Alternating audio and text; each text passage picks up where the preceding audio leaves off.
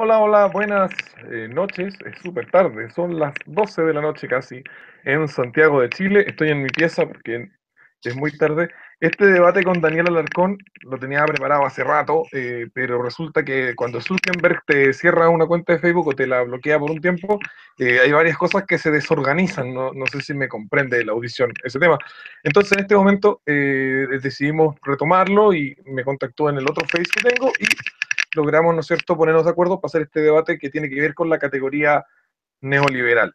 Daniel le parece que la forma en la que yo la utilizo no es la más adecuada y entonces lo voy a dejar ahora para que nos salude a todos y también exponga cuál es mi error al utilizar esta categoría y también cuál es lo que él cree que significa o por qué no debería o si debería ser usada y en qué contexto.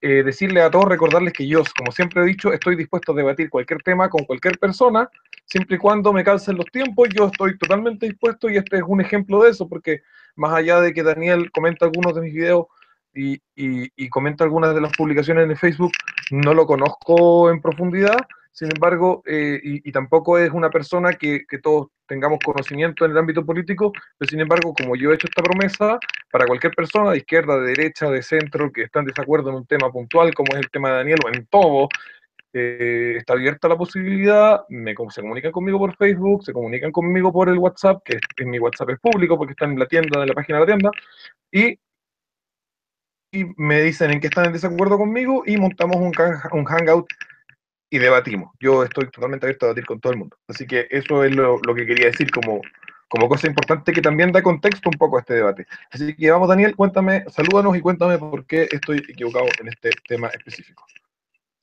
Buenas tardes o noches, soy Daniel y básicamente el problema que tengo contigo es que considero de que menosprecias el término neoliberal debido a que la izquierda moderna, llámese a los izquierdistas más tradicionalistas o a los que tienen una mezcla con la nueva izquierda, bueno, la izquierda moderna se ha apoderado de ese término y lo usa de forma despectiva.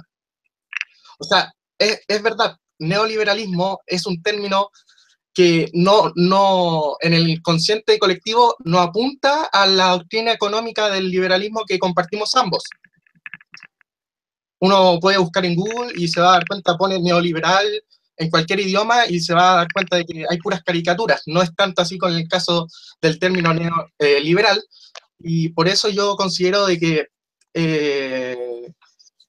a pesar de eso, hay que darle crédito a las personas que fueron evolucionando la doctrina liberal. Porque para mí, en lo personal, la doctrina liberal nació con Smith.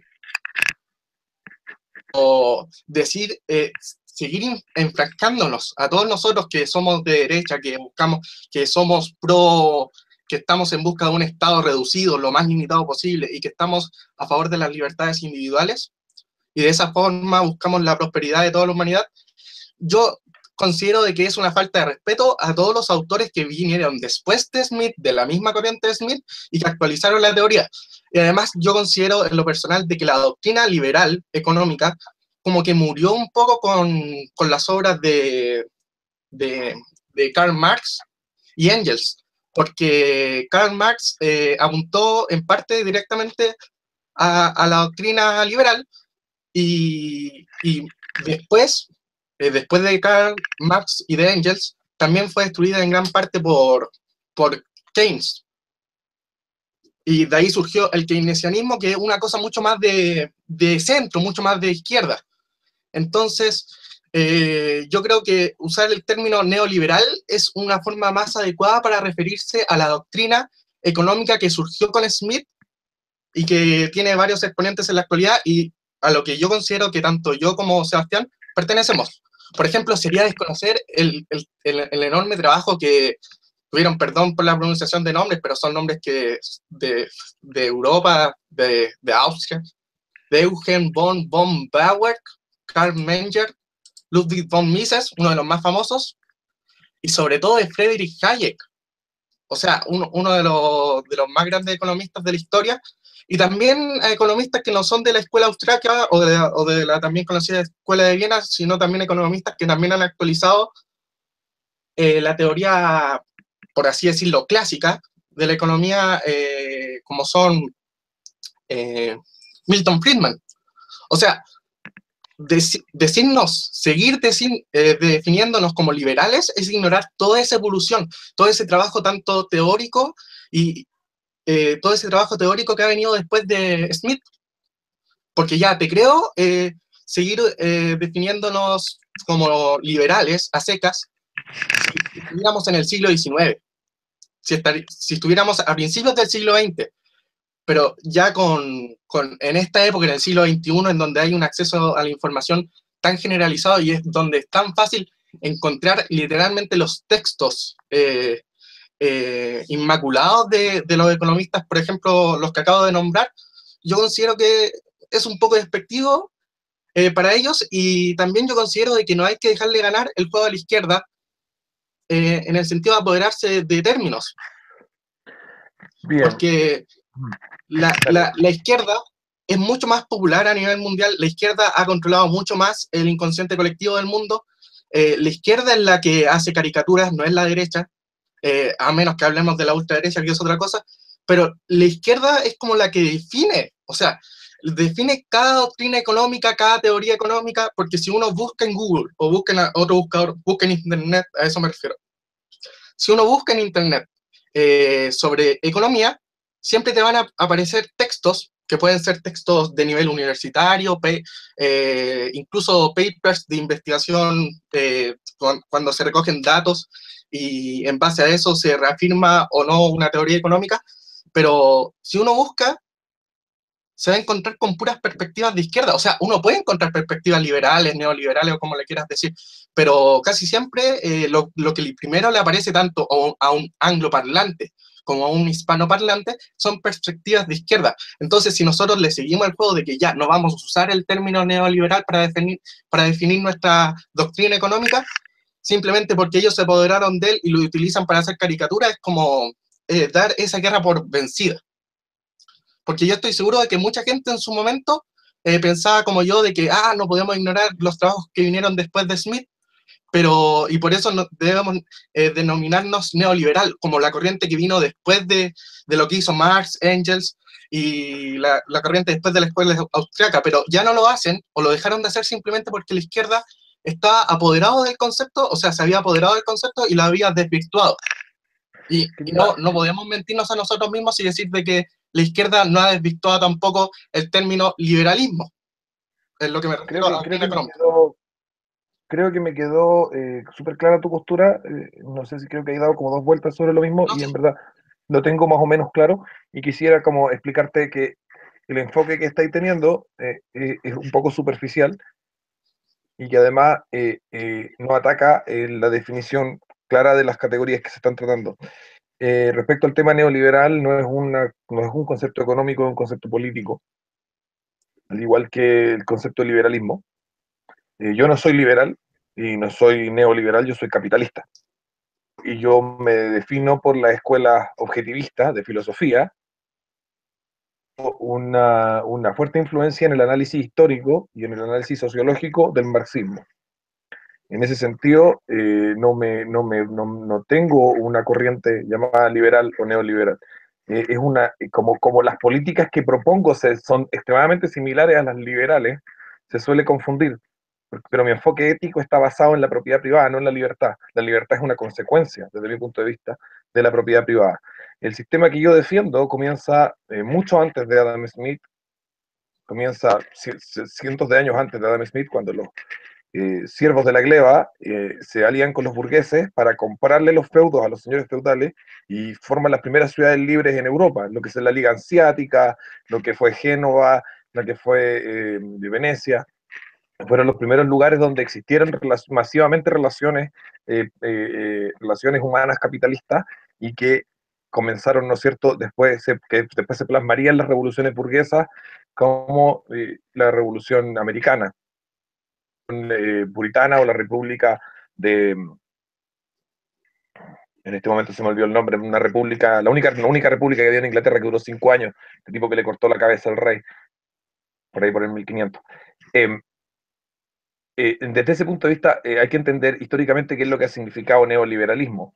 Y el concepto originalmente no lo crea ningún grupo liberal ni de derecha, sino que lo crean un grupo de filósofos y economistas alemanes que recogen la crítica a la teoría política socialista de Mises y dicen, claro, Mises tiene razón, el socialismo tiene un problema de cálculo, tiene un error de cálculo, porque al destruir información impide, ¿no es cierto?, que la sociedad funcione en términos de que el planificador central, al destruir con su propia planificación la información que necesita para hacer funcionar la sociedad, entonces el planificador no puede, entonces la sociedad no se puede planificar centralizadamente. ¿Y qué es lo que proponen estos filósofos y economistas alemanes? Proponen un capitalismo simulado, lo que tenemos ¿El hoy en día. capitalismo? Eso. Y eso es un capitalismo simulado, no es un capitalismo real porque las personas no tienen real acceso a una propiedad privada como derecho natural y propio inherente de su persona, ¿no es cierto? Derivado de sus actos sobre la realidad, sino que hay una propiedad privada que está totalmente dirigida y construida desde el Estado como herramienta jurídica para engañar de cierta forma a los individuos que viven en una sociedad, hacerles creer que tienen libertad, hacerles creer que tienen propiedad privada y de esa forma, ¿no es cierto?, generar todas las cosas positivas del capitalismo, pero poder parasitar de ellas desde la clase política y al mismo tiempo, a través de esas extracciones de recursos, generar, ¿no es cierto?, políticas sociales para los más pobres. Eso es el neoliberalismo originalmente. Después de todo el manso, eso fue en los años 30, después de todo el manso cagazo que dejó el keynesianismo en Occidente, llega Milton Friedman, que es un tremendo economista y al que yo respeto mucho.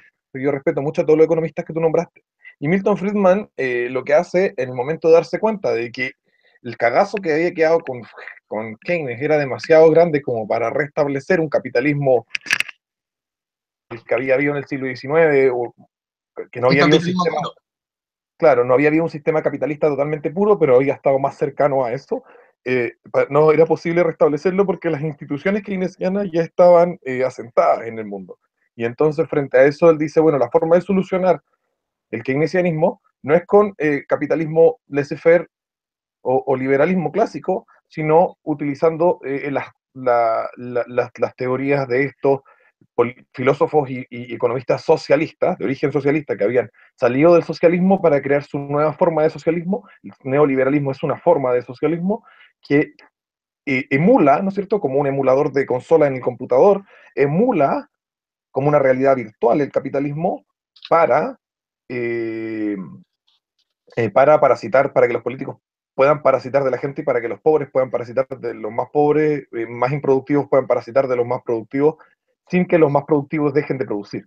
En fondo, corrige el error del socialismo real, simulando capitalismo en la mayor parte de la esfera de la sociedad, pero parasitándolo, es decir, extrayendo enormes cantidades de recursos de él. Por eso podemos ver que en los sistemas, comillas, liberales actuales, que son neoliberales, la cantidad de impuestos es muchísimo más alta que los sistemas capitalistas o liberales antiguos. Y eso pasa no porque, como dicen muchas veces los socialistas, la sociedad avanza y necesita, el Estado necesita más recursos, sino porque la doctrina ha cambiado totalmente. La idea hoy en día no es que el capitalismo y el discurso filosófico, no es que el capitalismo es un fin en sí mismo porque las personas tienen un sagrado derecho a lo que producen, sino que el capitalismo es solo un medio para generar más recursos para el Estado, para que los políticos puedan hacer más políticas sociales. Entonces, en el fondo, el capitalismo neoliberal no es más que usar porciones de capitalismo como parche socialismo, lo que implica que no salimos del socialismo, sino que construimos un capitalismo como motor del socialismo que tenemos. Eso es el neoliberalismo en términos históricos y de definición clara, que se hace manifiesto totalmente al final en el consenso de Washington, donde se juntan ideas liberales como la privatización de las industrias, la estabilidad monetaria, etcétera, con ideas, por ejemplo, fascistas, que tienen que ver con el nacionalismo monetario. Cada país tiene una moneda que imprimen basada en su producción y todo eso, eso es una idea hitleriana. Eh, eh, y cosas del socialismo. Eh, y sobre todo de la idea del estado del bienestar de, de nuestro amigo, eh, se me olvidó, Bismarck, Otto von Bismarck. Entonces, el concepto que tú tienes por neoliberalismo es un concepto vacío, porque en el fondo tú me dices que neoliberalismo es a cabo el Estado mínimo, pero si vamos a definir neoliberalismo como lo que existe hoy en día de forma más predominante en el mundo, eso no es lo que hay, no vemos estados mínimos, vemos estados bastante grandes, enormes, los más grandes de la historia, si dejamos de lado los socialismos reales. Y en ese sentido, evidentemente que tenemos un problema, o lo que tenemos hoy en día no es neoliberalismo, o el neoliberalismo no es lo que tú dices. En ese sentido, a mí me gusta rescatar el hecho de que yo sí estoy en conflicto con el neoliberalismo definido históricamente como yo lo he definido y con todo el antecedente histórico que he entregado y cualquier persona que haya estudiado el tema puede buscarlo, y no como una sucesión del liberalismo, sino como una sucesión del socialismo que intenta con porciones del liberalismo parchar sus problemas de cálculo económico. ¿Entiendes ahora mi punto de vista al respecto? No, lo entiendo perfectamente, pero yo creo que hay unas cosas que agregar o complementar para que ambos tengamos una mejor concepción más acercada a la realidad del mundo. Primero me quiero disculpar por darme vueltas mucho cuando me tocó, es que en realidad estoy muy nervioso. Bueno, fuera de eso, yendo al tema. Primero, no hay que confundir eh, el concepto histórico ligado al neoliberalismo con la acepción que puede tener el término neoliberalismo como palabra. En primer lugar, si uno, cuando a ti se te presenta, sin saber prácticamente nada de economía, el concepto de neoliberalismo, tú no piensas en una nueva versión del socialismo, porque la palabra indica otra cosa. Neo es nuevo y capitalismo, o sea, liberalismo es, eh, ya sabes a lo que me refiero. Entonces, uno pensaría que es una nueva versión del liberalismo. Entonces, si realmente fuera tal como usted dice, o sea, tal como tú dices, resulta de que se debería llamar neosocialismo. Obviamente usted me puede decir de que no se llama así por cuestiones políticas, pero la realidad es que una cosa es el concepto histórico ligado a la palabra y otra cosa es la acepción que se tiene de la palabra. Y sobre la acepción yo quiero hacer varios apuntes. Primero, eh, juzgar a una palabra por su origen. Usted mismo dijo de que el término neoliberalismo fue creado por economistas de raíces socialistas. Juzgar a una palabra por su origen, yo no creo que sea lo más acertado, porque, por ejemplo, la palabra feminista, yo no soy feminista, pero la palabra feminista tiene su origen en los hombres que llamaban despectivamente, se referían despectivamente a otros hombres que estaban a favor del sufragismo, que es como una de las bases del feminismo, entre comillas, moderno, porque el feminismo moderno va por otro lado. Pero en ese entonces, el término feminista se refería a los hombres que apoyaban a las mujeres en su lucha por obtener los mismos derechos civiles. Entonces yo considero de que no hay que juzgar una palabra simplemente por su raíz histórica, sino eh, uno le puede dar varias acepciones. O sea, una palabra puede tener más de una acepción y este es mi caso, porque con el neoliberalismo se le da el respeto que se merecen todos los economistas que nombré anteriormente y sobre todo te da una idea más clara de lo que es la doctrina del liberalismo económico actualmente. ¿Por qué?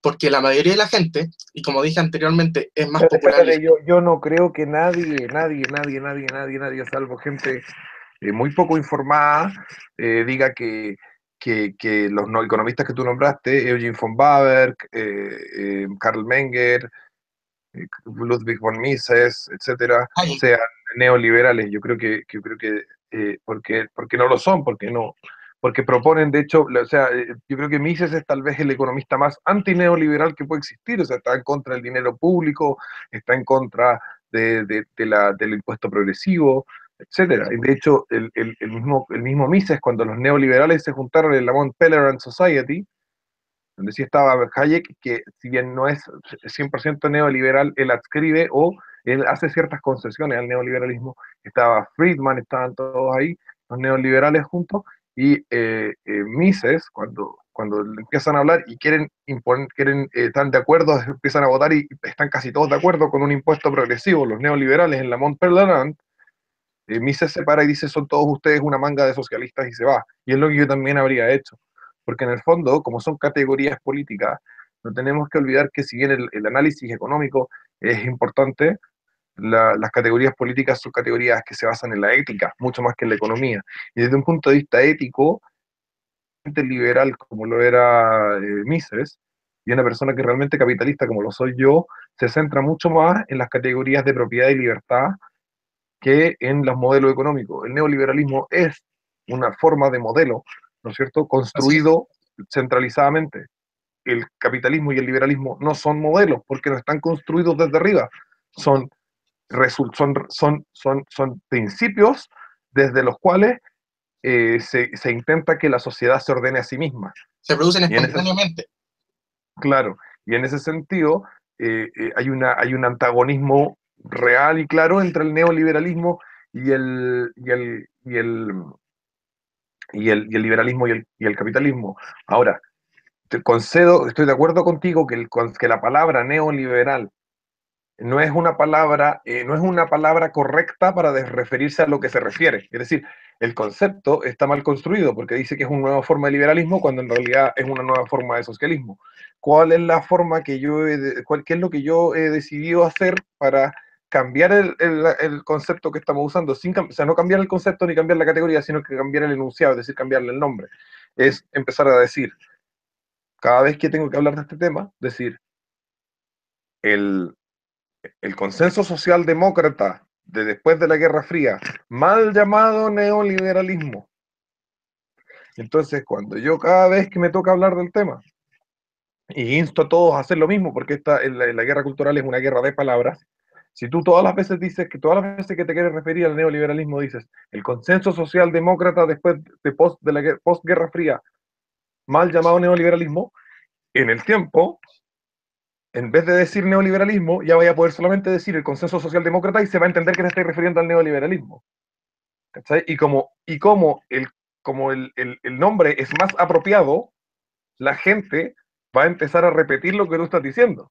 Y en vez de decirle neoliberal en el futuro, todos le vamos a decir consenso socialdemócrata. El punto es Así. que el neoliberalismo es el consenso socialdemócrata. Que el nombre esté mal puesto no significa que su significado sea el que es. No, no entiendo perfectamente, pero a lo que yo iba es que como el nombre está mal puesto y tenemos que ganar una guerra eh, cultural, resulta de que nosotros mismos deberíamos intentar aplicar el significado que debería tener el término.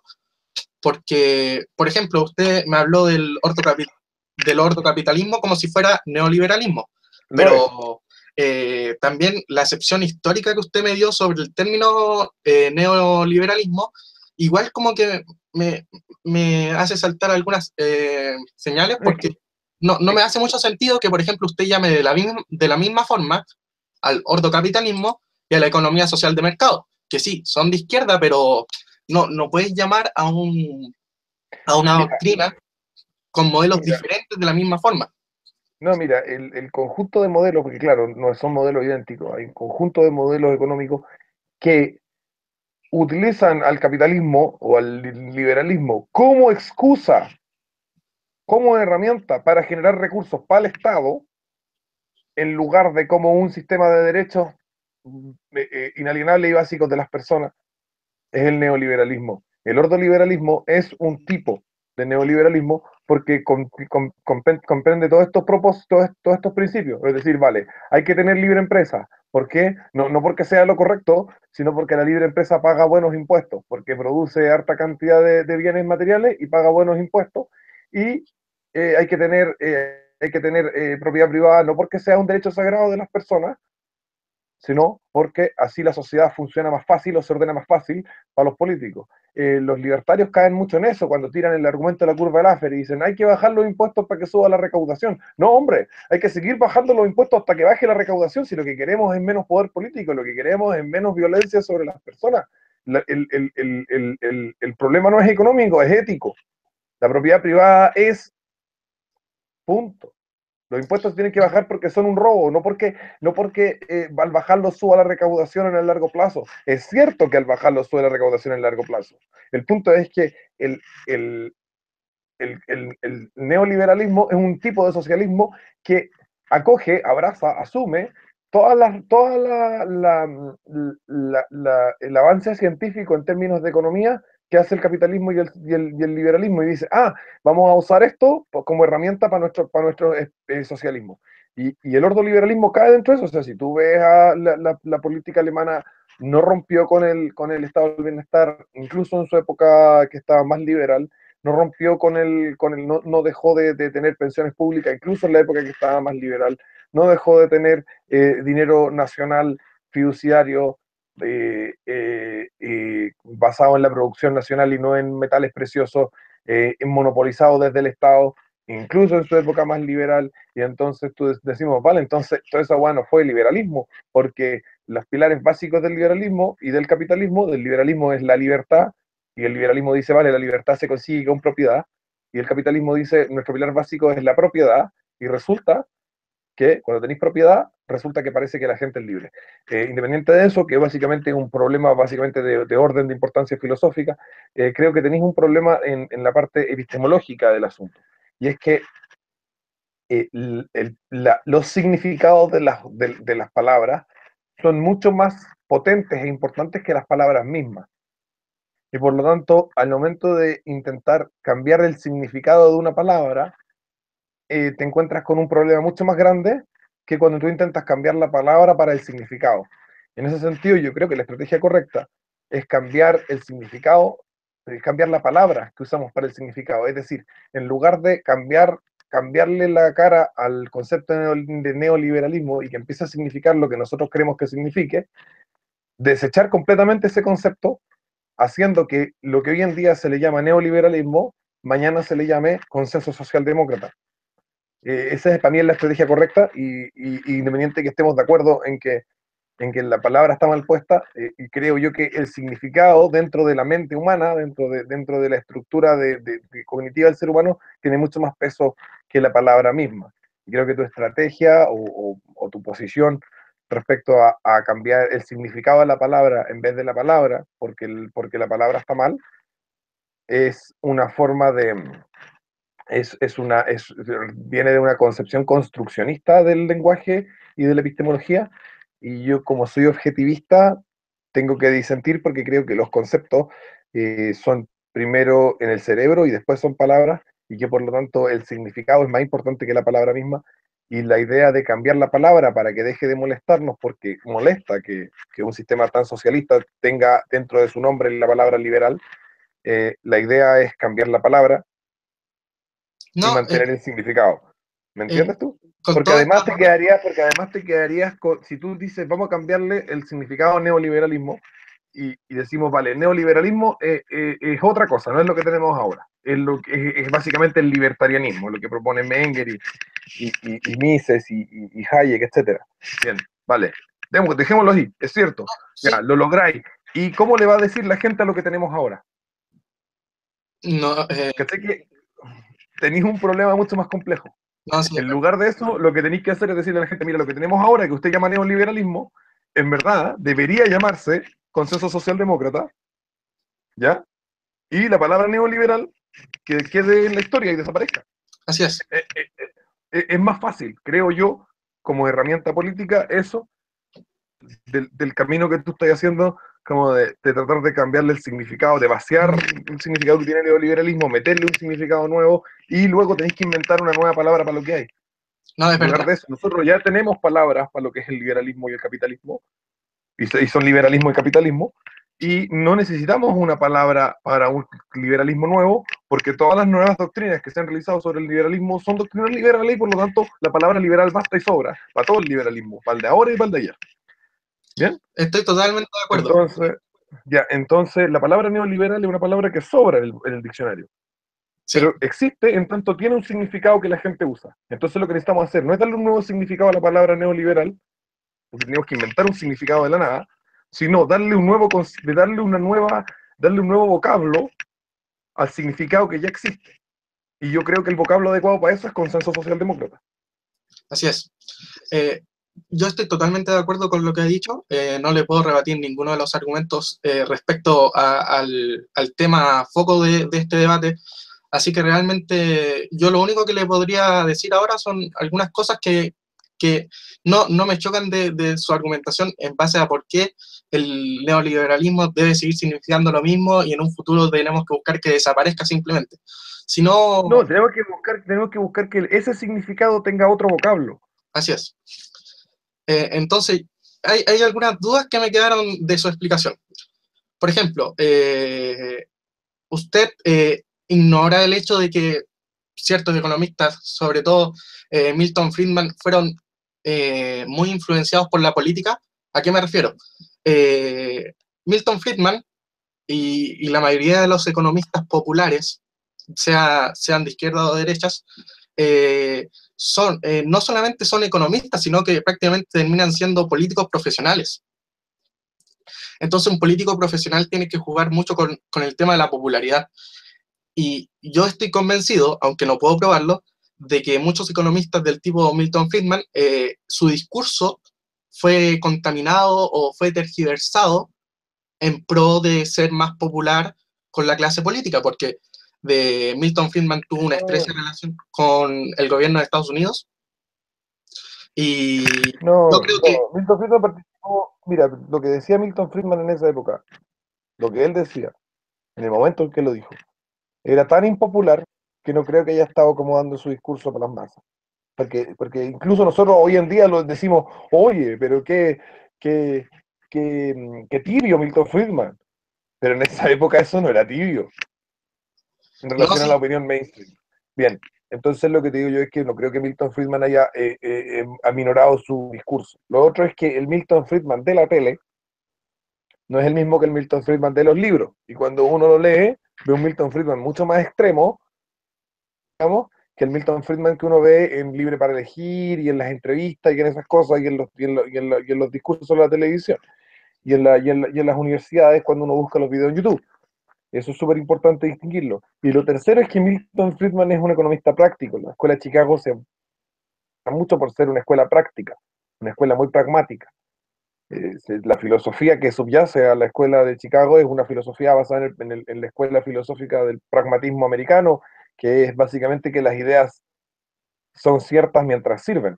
Y en ese sentido, esa es la definición más no, corta del pragmatismo americano.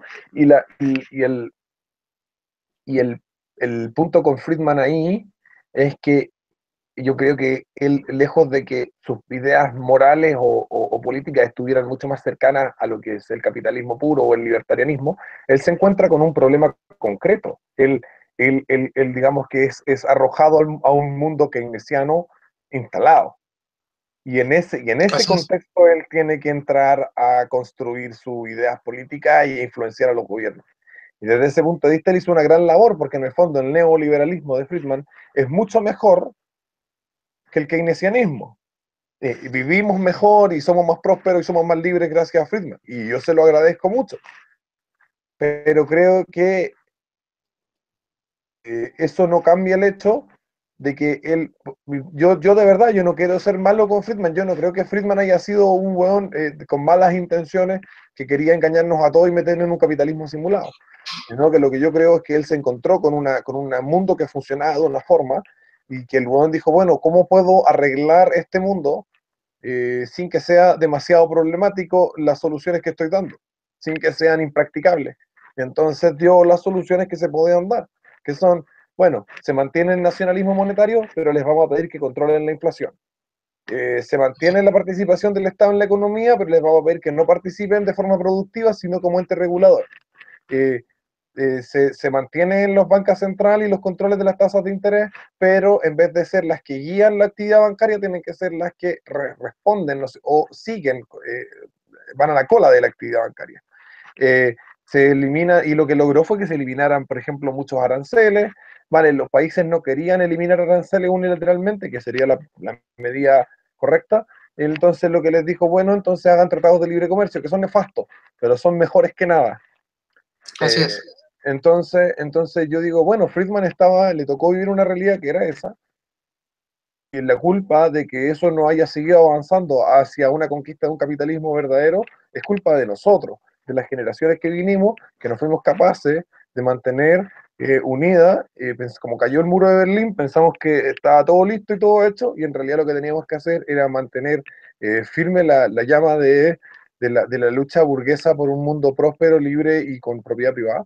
Y esa llama de la revolución burguesa está totalmente apagada hasta el día de hoy, y lo que necesitamos es luchar más en un plano moral, y ético y político que en el económico, porque en el económico ya está claro, si no tenemos eso de ponernos a discutir con la gente de izquierda sobre economía, si el consenso mundial es que lo que funciona es el mercado y el libre comercio.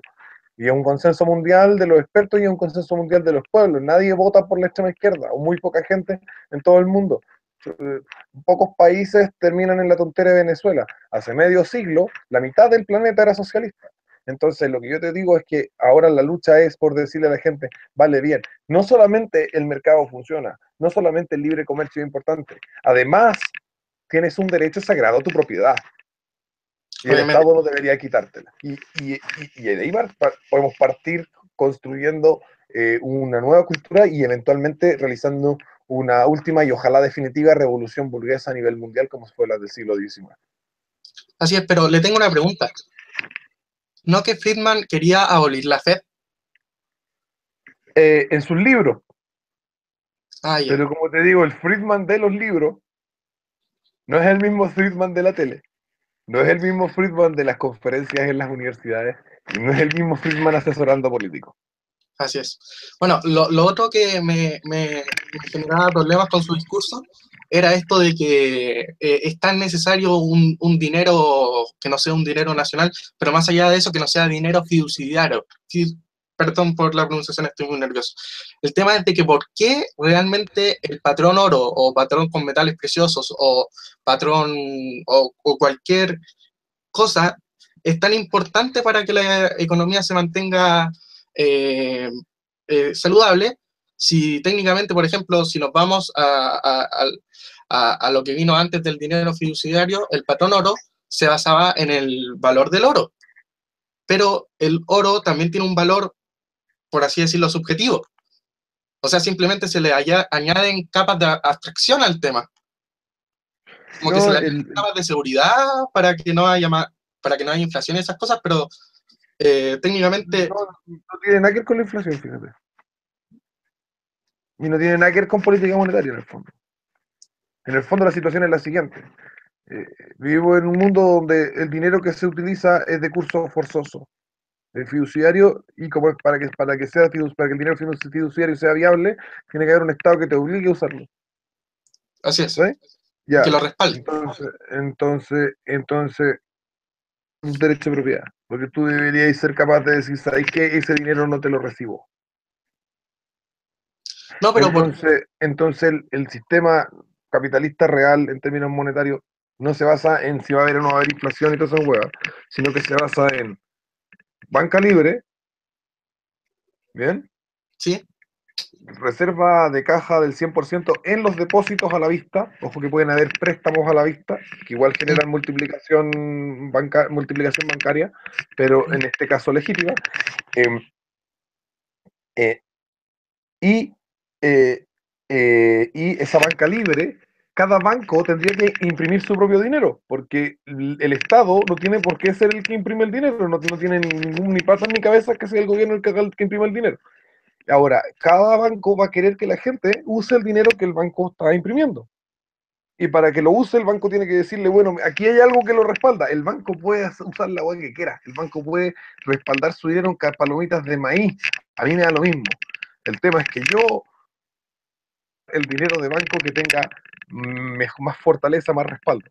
Y yo creo que ese sería uno que se base en el oro o en otras mercancías de características similares. Entonces, no es como que yo quiero imponer el patrón oro o el patrón de metales preciosos, sino que naturalmente, por la confianza que deposita la gente en los metales preciosos respecto de su valor en el futuro, que no es subjetivo, ahí hice unos videos explicando por qué el valor no es subjetivo, no, no, sí, sí lo veo. el valor de los metales preciosos va a ser siempre elevado porque son escasos y por eso son metales preciosos, si no, no serían metales preciosos. Si hubiera oro por todos lados y hierro en muy pocas partes, el hierro sería el metal precioso y no el oro. Así de simple. Eh, la gente deposita su confianza, ¿no es cierto?, en que esos metales preciosos van a seguir manteniendo su valor o van a mantener un valor elevado en el futuro. La gente va a preferir los dineros que emitan bancos que decidan respaldar esos billetes en oro o en plata de los bancos que las quieran respaldar en, en ovejas o conejos, ¿me entendí? Ahora, No sé. en Rusia, hace poco, hace unos años nomás, un tipo creó dinero respaldado en ganso. Esta anécdota es muy graciosa porque el tipo tenía una granja con ganso y el tipo sabía de economía y estaba metido en el rollo del capitalismo y el liberalismo y dijo, voy a imprimir billetes que dicen vale por un ganso. Ya. ¿Eh? Y el tipo empezó a vender, y cuando iba a comprar cosas a la tienda, no sé qué, le decía, tengo estos billetes que valen por un ganso, usted sabe que yo tengo muchos gansos y la cuestión. Y resulta que ese dinero que él creó, respaldado en gansos, Sí. empezó a desplazar el rublo. En su Y la localidad. gente, ¿cómo? En su localidad. En su localidad. Ya. Y empezó a desplazar al rublo de tal forma que ya no se usaban rublos, todo el mundo iba con gansos por la vida. Y este one entonces tenía que comprar más gansos para poder imprimir más dinero porque tenía una demanda de su dinero como medio de intercambio súper alta. Y luego, y ya los billetes empezaron a valer más de lo que vale un ganso, Ya. porque su valor como medio de intercambio era alto, porque la gente tenía seguridad en que podía intercambiar con él. Empezó a agrandarse la esfera de influencia del dinero basado en ganso hasta que llegó a ciertas zonas de Moscú. No escuché, no se escuchó.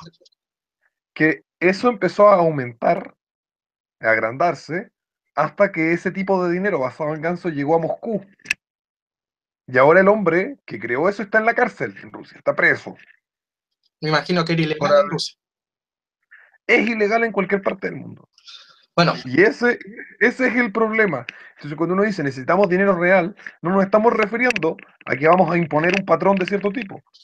Tú querías hacer dinero basado en gansos, podías hacerlo.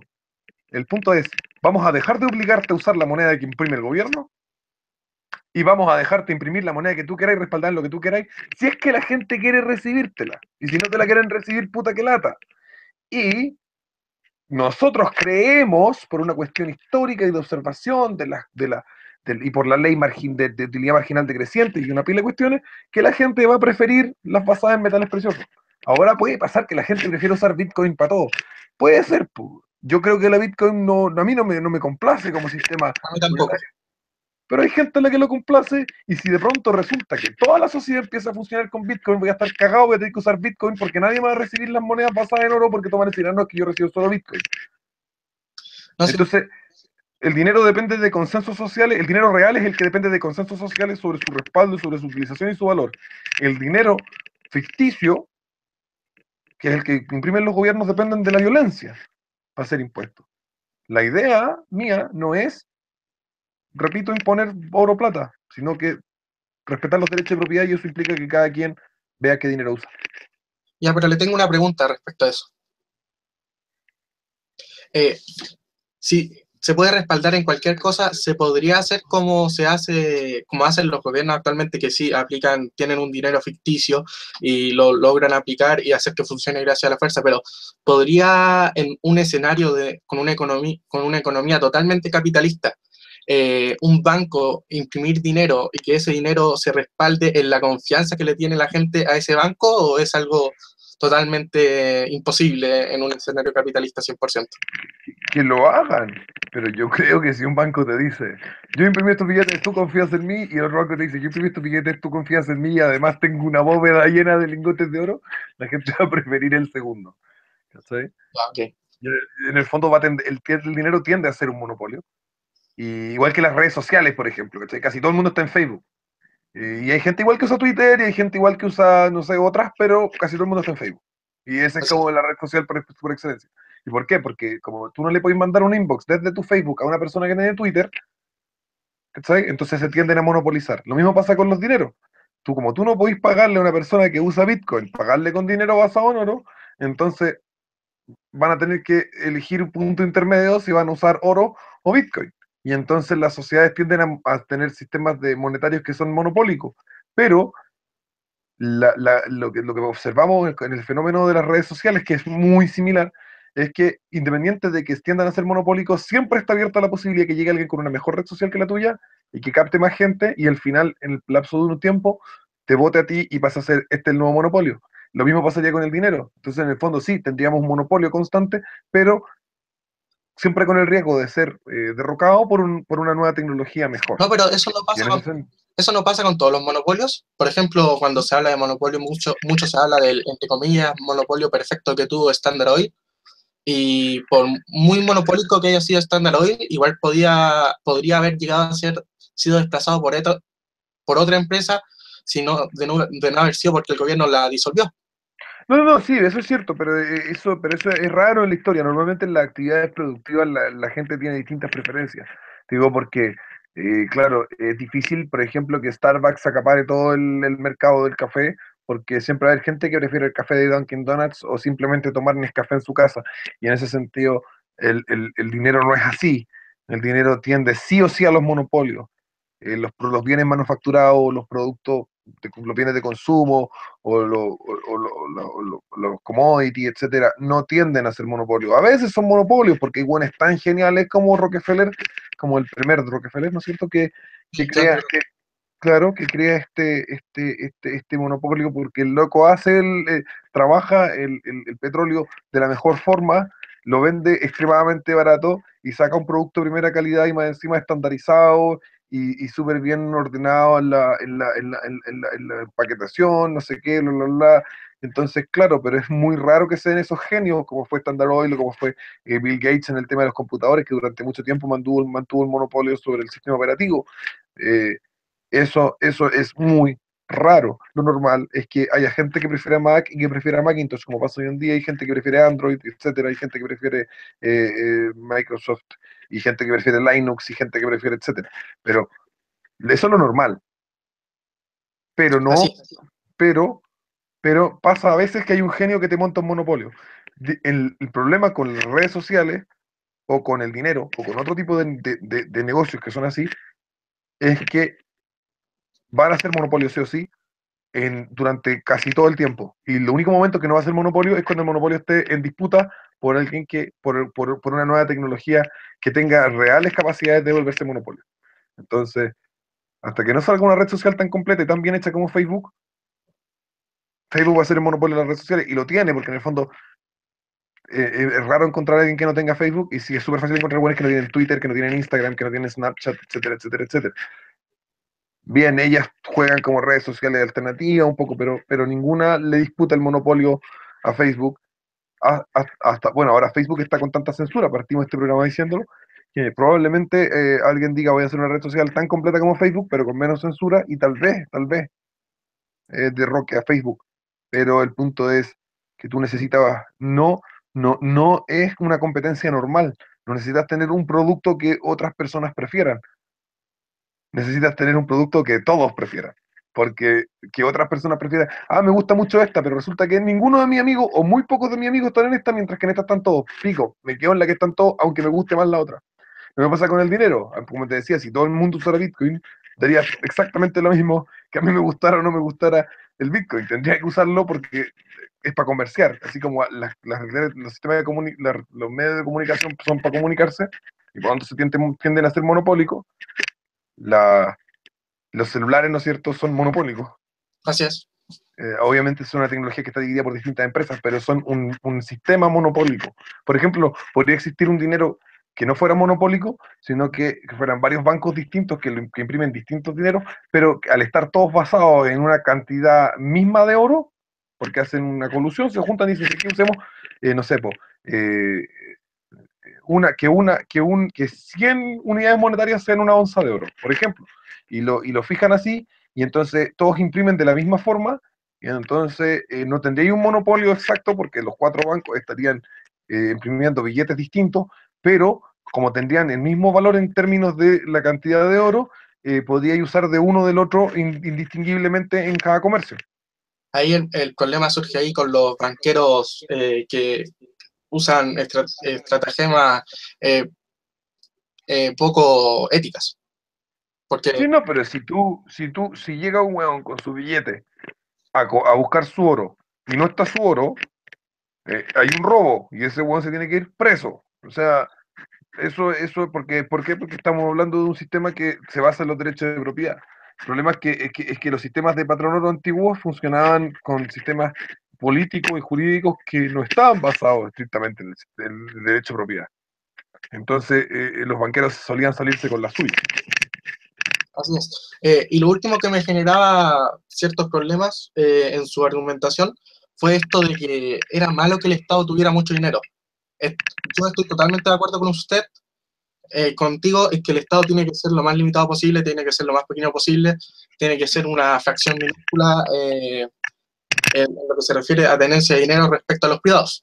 Pero, ¿qué problema hay, por ejemplo, si en Chile se cobrara un 1% de impuestos, de la misma forma que se hace ahora siendo obligado, y que el Estado reciba una cantidad de dinero exorbitante, si al final solo te quitan un 1%?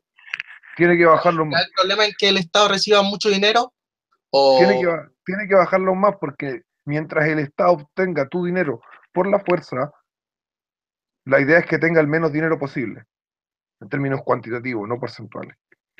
Ay, Al momento en que el Estado empieza a recibir los tributos de forma voluntaria, como sería finalmente en un sistema capitalista puro, lo óptimo sería que tuviera un montón. Mientras más plata tuviera el gobierno, si la está recibiendo de forma voluntaria, mejor todavía. Pero lo que cambia es el concepto ético. Es que si para que la sociedad funcione te tengo que robar, te voy a robar lo menos posible.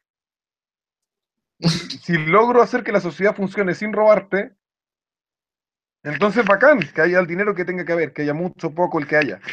Pero mientras yo tenga que hacer la sociedad funcionar robándote, la posición ética es robar lo menos posible. así es. Y es como el robo por necesidad, es como esa persona que entra al supermercado a comerse un pan porque tiene hambre. ¿Ya? Ya, si esa persona saca un paquete de caviar y un jamón serrano y una botella de champaña porque tiene hambre,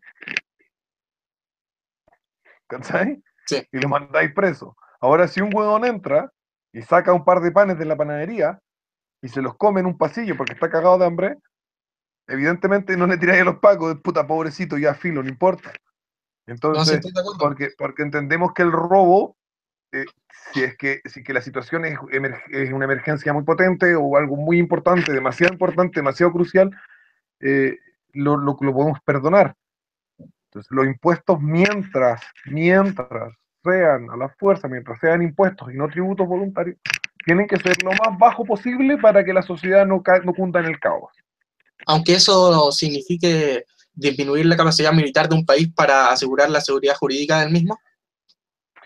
Disminuir la capacidad militar de un país es el problema que se plantea ahí. Yo creo que en ese sentido yo soy más anarquista. ¿Es realmente cierto que la capacidad militar de un país es centralizada y está en el Estado? ¿O es más correcto decir que la capacidad militar de un país se encuentra en una ciudadanía con un buen sentimiento patriótico, con alto respeto por sus libertades y por sus derechos, y que está dispuesto a defenderlos con su vida y que por lo tanto va a ser imposible una conquista del mismo? Es decir, ¿quién es más fuerte para una guerra? ¿Estados Unidos o Suiza? ¿Podría Estados Unidos invadir Suiza? Yo creo que No, no. En no Suiza puede. todos los ciudadanos son soldados y todos tienen armas y todos aman a Suiza y respetan profundamente su libertad y sus derechos y se sienten muy agradecidos de ser suizos. Avanzar más hacia un país como Suiza, que es un país como Estados Unidos, es un poco, en términos militares, es un poco el desafío de una nación capitalista. No se trata de tener un gran ejército para imponer nuestra voluntad, sino se trata de tener una población feliz de vivir en la nación más justa, en la nación más libre, y de que se le respete su sagrado derecho a la propiedad, y que esté dispuesto a defenderlo, y que tenga las armas y el conocimiento para defenderlo. Y en ese sentido me gusta mucho más, y me parece mucho más correcto el sistema suizo. Por lo tanto, no creo que sea un problema el tema militar. Sí, el Estado, como te digo, tiene que mantener funcionando la sociedad y por lo tanto necesita tener una policía que funcione, que persiga a los delincuentes, que los agarre, que consiga las evidencias suficientes, porque hoy en día las policías no tienen las herramientas tecnológicas, en Chile por lo menos, para recoger las evidencias como lo hacen en otros países como Estados Unidos, por ejemplo, y resulta que Así, los delincuentes salen libres y la gente dice, los jueces, las leyes, no, no, no, en Chile no hay cómo sacar huellas digitales, obtener, ¿no es cierto?, muestras de ADN y esa pila de cuestiones de forma rápida, correcta y eficiente como para poder llegar donde el juez y decirle, ¿sabe que mire, tenemos toda esta evidencia de que este weón fue? así es. Y así que el weón se vaya realmente preso porque no corresponde meter presa a gente si no tenéis la evidencia. Entonces el No, yo verdadero creo que problema, una de las peores cosas en la ley chilena es eso de mantener preso por sospecha. no, no, no, la prisión preventiva es una herramienta importante porque, por ejemplo, si existe evidencia decente, no concluyente, pero decente de que tú mataste a alguien, y entonces yo te dejo libre, tú podías arrancarte. Entonces es importante retenerte, ¿no es cierto? Tiene razón. Pero eso depende de la gravedad de los delitos, hay todo un tema ahí. Pero lo más importante es, para mí, gusto, es que el Estado, donde más se le tienen que ir los recursos es en la policía. O sea, donde más plata tiene que estar puesta es en la policía, para que No es se así. cumplan las leyes, para que se respetan los derechos de propiedad. Creo yo que donde más plata se tiene que gastar es en la policía. Entonces, si tú ya tenías una policía que funciona, lo mejor que puede funcionar una policía dentro de tu sociedad y logra resguardar los derechos de propiedad de la mejor forma posible, cobrar un peso más de impuesto es súper Barça. Si tú ya le pagaste a los jueces, las cárceles, no hay nadie muriéndose de hambre en las cárceles y, el Congreso funciona y el Poder Ejecutivo con su, ¿no es cierto?, con su Ministerio del Interior y Exterior y Defensa, etcétera, funcionan y tenías un ejército de respuesta rápida, pequeño, y la gente está entrenada y tiene su arma en su casa y la policía funciona, ¿para qué cobrarías un peso más de impuestos? Sin importar que tu recaudación esté siendo exitosa porque tus impuestos son bajos, bájalos más. Así es. No, no, estoy totalmente de acuerdo. Ahora no me queda ninguna duda ni tengo ningún conflicto con la argumentación que me dio anteriormente. Y ya que terminamos de ese tema, ¿por qué no pasamos al otro que tú tenías un conflicto con el que a mí no me guste Piñera? Es que ese es un tema bastante más extenso. Y a pesar de que usted me ha hecho un poco la tarea, porque usted mismo ha justificado ciertas cosas, por ejemplo, en Milton Friedman, yo considero que por la importancia que tiene, debería ser para otro debate, en lo Ya, personal. perfecto. Entonces nos ponemos de acuerdo a través de mi fanpage personal para hacer el siguiente debate. Ok, Voy a despedirme de la gente que nos vieron. Tuvimos hartos espectadores. En este momento estamos con 49 finalizando la cuestión. Eh, Despedirme de los espectadores y decirles que recuerden esto, yo debato con quien sea, el tema que sea. De hecho, a Diablo Rock and Roll lo tengo invitado a debatir su teoría de la explotación estúpida que tiene. Y él dice que no tiene computador, que no tiene cámara, que no tiene bla, que no tiene lo otro, que le pague una llamada internacional. Oye, flaco, actualízate, estamos en Hangout, es gratis esta weá, no hay que llamada internacional. es que lo que Entonces, pasa es que como vive en Argentina, el sistema económico argentino ha dejado la embarrada y ni siquiera tiene acceso a tecnología que en Chile, con nuestro horrible neoliberalismo, estoy siendo sarcástico, nos permite tener incluso a los más pobres. no, eso es cierto, pero en el fondo yo creo que si los venezolanos pueden grabar con un celular los abusos de la Guardia Nacional Bolivariana, la- muy probablemente que algunos de los vecinos o parientes del Diablo Rock and Roll tendrán un notebook para hacer ese debate.